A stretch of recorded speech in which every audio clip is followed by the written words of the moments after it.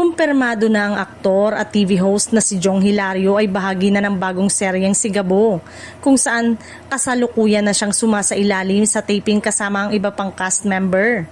Ayon sa mga nakasaksi sa set, aktibo na siyang kumikilos sa malalaking eksena ng naturang proyekto.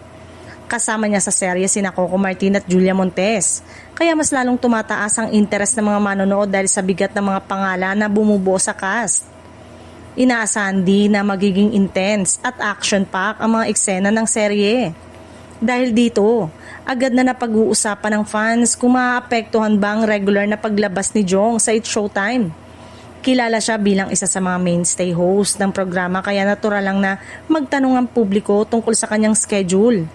Sa ngayon, wala pang opisyal na anunsyo kung magpapahinga siya sa It's Showtime o kung paano niya babalansehin ang dalawang malalaking proyekto. Karaniwan sa mga artista, ina-adjust ang kanilang oras para makapag-commit sa parehong hosting at acting job. Ayon sa ilang production update, maingat umano ang coordination ng schedule ni Jong upang maiwasan ang conflict sa kanyang mga taping at live appearances. Ibig sabihin, may posibilidad na mapanood pa rin siya sa parehong serye at noontime show.